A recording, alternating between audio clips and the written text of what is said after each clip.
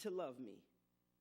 That they have to love me on their own, in their own time, and in their own way. And we have to allow folk to understand that you can't force anyone to do anything. Because the moment you force them, love is gone. And you can't love anyone and make them do anything. The two just don't go together, love and force.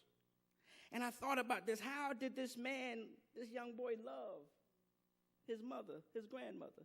How did he love his sibling? Strange, but how? And then I thought about this text, and I was reading this text, and I began to understand when Jesus is standing in the boat away from the shore, he begins to teach them another parable.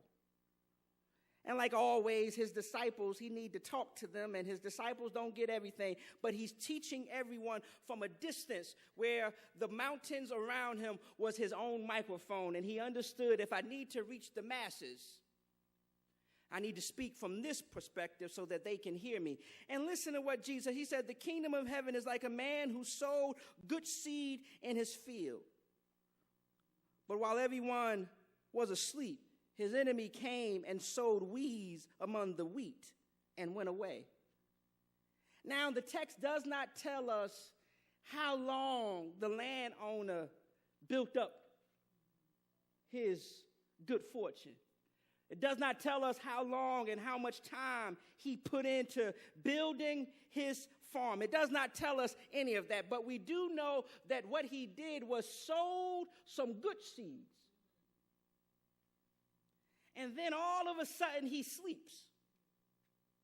And then someone comes and sows bad seeds. And for the life of me, is that not what life is all about?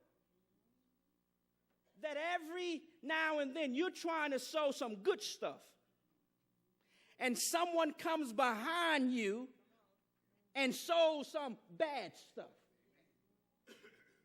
You're trying to sow love, and someone comes behind you and sows hate. You try to sow peace, and someone comes behind you and sows something other than peace. You try to sow some good stuff in your children, and yet and still, while you're somewhere else, someone is behind you trying to sow some bad stuff in your kids. And notice, it's not the soil that's bad. It's the seeds that's planted. The soil is good. So either you have a choice. Let's go back to that choice. That's free will. Either you can sow good or you can sow bad. But always be aware that even though you may sow some good seeds, there's somebody behind you sowing some bad seeds. And he was clear. When they realized it, he said, my enemy planted those seeds. And if you ever want to know who's on your side, and who's your friend, and who's your loved one, just watch and see what they place behind your seeds. Because if you're trying to sow something good, and they come behind you and sow something bad. In other words, if you say something good about someone, then they come behind you and try to plant in that same person's mind that you said something. That's not your friend. And my young brothers and my young sisters, if you ever want to know if somebody is with you or against you, you don't have to do much. All you have to do is watch and see what type of seeds they sow. Watch this. But everyone, while was asleep, his enemy came and sowed weeds among the wheat and went away. Let's pause there, because just like some folk that we know, they always plant the seed, the bad seed, and then you can't see who they were. It's not like they plant the seeds in front of you. They plant the seeds while you go away and get some rest because you put all the hard work into it. Now you're getting rest, and then they come and sow some bad seeds. The audacity. Coward folk. If you're going to sow something bad, you might as well sow it in front of me. But you want me to get distracted by the results. And look, he says, when the wheat sprouted and formed heads, then the weeds also appeared. And let us think about this for one time. There must be some similarity between the weeds and the wheat. That you can't see a distinction between the two. Matter of fact, the weeds look so much like the wheat. And when you read the text, you'll find out that ultimately the parable is about the world and how we cannot distinguish who's evil and who's good. If the truth be told that evil folk is among you and you cannot make the distinction. And we need to understand that because there are some Republicans that means good for you. But because they are Republicans, you don't want to hear from them. Then there are some Democrats that don't have no good intentions about them. But yet you will listen to them because you have already distinguished or made a distinction between good and evil. Republicans, evil.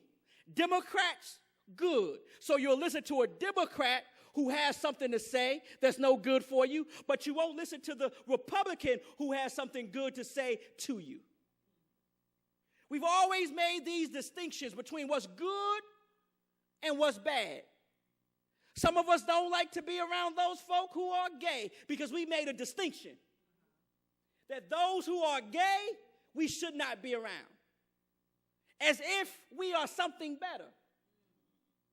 But do know that you can't make a distinction between who's good and who's bad. And how do we know that? Because all of a sudden, after all of the hard work, the landowner's servants saw it and they said, listen, didn't you sow good seed in your field? Where then did the weeds come from? And he made it clear. An enemy did this, he replied. And then the servants asked him, do you want us to go and pull them up? And this is where I was perplexed by. He said, no. He answered, because while you are pulling the weeds, you may root up the wheat with them. And so many times in our lives, we want to pull up what we think is evil.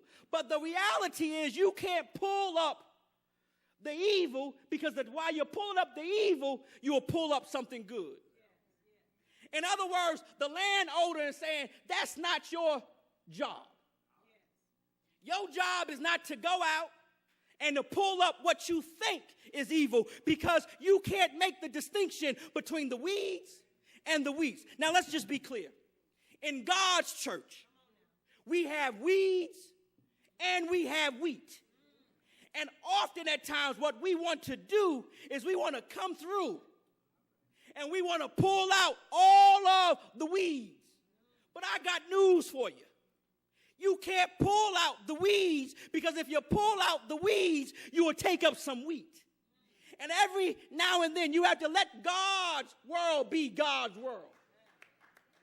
Since he made all of us, you can't look at me and say that I'm evil, and I can't look at you and say that you're evil. But anytime you try to remove someone from God's house because you think that they are evil, do know every time you pull up a weed, you're pulling up some wheat.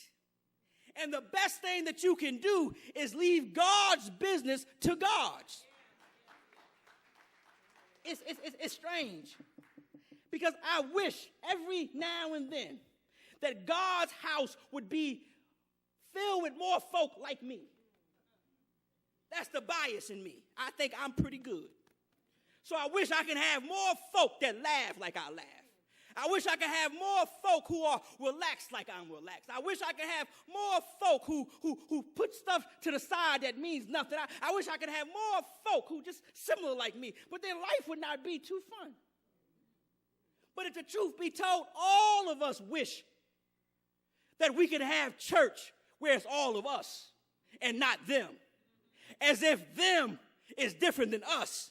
And because they're different than us, they should not be in God's church. You do understand that that's the battle between contemporary and tradition. Because contemporary says that, oh, we don't need the tradition. And the tradition says that we don't need the contemporary. But the point is, that's the way God has set up his house, and you just need to leave it alone. Because so many folk come and say, well, let's just get rid of the traditional. And then some folk come along and say, well, let's get rid of the contemporary. Some folk come along and say, let's get rid of the loud folks. Then some folk come along and say, let's get rid of the quiet folk. Then some of us say, did you notice? The strangest thing. I was perplexed by Arizona and this big thing. That they have considered, though the governor vetoed it, and the only reason she vetoed it because she realized how much money she was going to lose. Let's not be fooled. When she saw all the Fortune 500 companies says, we don't support that. But the audacity of legislation to suggest that I can stand on my religious freedom and say that I will not serve someone who I think is different than I, or have a sexual orientation that I proclaim is different than I am. And because they are different, I don't have to serve them. There you go. That's that them and us. But God has created such a way where you can't distinguish who's sinful and who's righteous. You can't distinguish between who's good and who's bad. All you can do is deal with folk. And here we find God's patience, because look what he says. He says, don't root them up, because if you do, you're going to pull the weed up with the weed. He said, let them both grow together. There's the grace in the text that he said, you have to let them grow together. Now, when the weeds and the wheats grow, they grow upwards, not outwards. So therefore, the work that has to be done is lined up in God's hand, that he'll make the distinction one day between the good and the evil. All you have to do is deal with one another. And to deal with one another, you have to take on the position as God has taken on. Let them grow together. That's God's patience. That's God's kindness. Did you mean to tell me that I can be wrong, but yet God is saying no? Leave him alone? He shall grow? You mean to tell me that I can be bad and still he's saying don't touch my child? There's still a chance. And do know, as long as God is saying, let them grow together, that's the chance for the good to be all right, but that's a chance for the bad to get themselves together. And we don't like to hear this in God's house, but we all have to grow based upon God. And you can't remove me thinking that I'm bad, and I can't remove you thinking that you bad. The only thing that I can do is to allow you to grow, because there will be a day. And this is where grace stops and judgment comes. And never be fooled. There is a day where the executor of God's kingdom shall stand. And when he stands, he'll make the decision on who's good and who's bad. So you better hold on to your grace And you better realize that God has not just stood up yet. He's still sitting down on the throne. But the moment that he gets tired, the moment where that day comes, where enough is enough, and he gave you 10 years to get yourself together, and he gave you 40 years to get yourself together, and he gave you 80 years to get yourself together. And if you have not gotten yourself together, one day, after it's all said and done, the executor shall stand. And you'll find yourself before the executor. And the executor will look at you and he'll say, let the wheat go over there, but let the weeds go over here. And if you jump over to the 46th verse, he'll let you know where the wheat goes and where the weed goes. And he makes it clear. He says, throw the weeds into the fiery furnace where they will weep and gnashing of the teeth. But the righteous put them in my barn. So God's grace on his earth is giving you enough time to get yourself together. I don't know what you've been doing, and I don't know what seeds you've been sowing, but I got news for you. You better realize God's grace is still available, and you still have time to change your atmosphere. You still have time to change your demeanor. You still have time to repent and tell God that you're sorry. You still have time to make peace with one brother to another brother. You still have time to tell your wrong person that you've done them wrong. You still have time.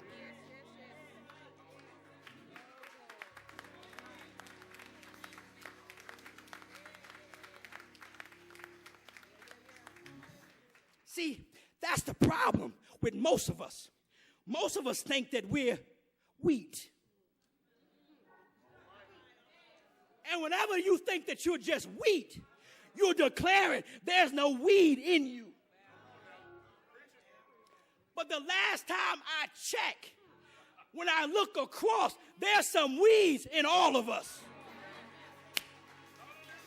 And I'm not talking about the weed you once smoked. I'm talking about the weed that you sowed.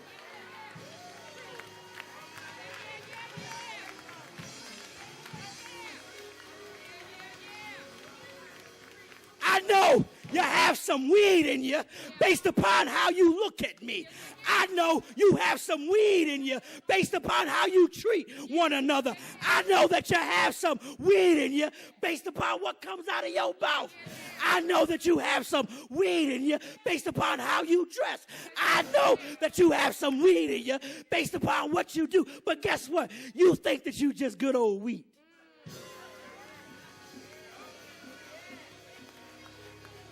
The difference between me and God is that if I was in control, I'll just come up and pull everybody up. But he makes it clear, if you pull some weed up, you'll pull up some good folk. So I can't get rid of the bad folk. I have to leave that to God. So I'm leaving it to God until God comes back and make the distinction between the weed and the wheat. I just hope, deacons, that I'm a part of the wheat. I just hope and pray that I'm just a part of the sheep and not the goat. I just pray that I'm a part of those that will be in the number and not those that will be hollering in the fiery furnace of God's hell. I don't want to be the person who is soaking in fiery fire. I don't want to be the one whose heat is tearing them up forever and ever and ever.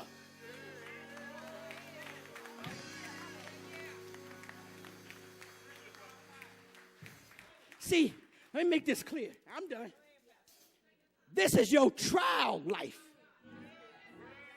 And see, what most of us do is put all of our stock in trial life. But there's another life after this life. And the life after this life is longer than this life. And you fail to realize why you go to work and why you do all that you do. What you need to be trying to do is to sow some good seeds, so therefore you'll be on the right side of eternity. But you take life as a joke and think that there's nothing else for you to do but to do whatever you do on this life. But there is a day where every knee shall bow and every tongue shall confess. And then his winnowing fork will come across and begin to pick up all of the wheat and begin to throw out all of the weeds. And the reeds will be crying, help me, help me. But guess what, y'all? It's too late then. There's no help. You've done planted your seeds, and hell is your destination. So either you're going to plant good seeds or you're going to plant bad seeds. Either you're going to do good work or you're going to do bad work. But the choice is yours, and God gives you the choice to sow good or to sow bad.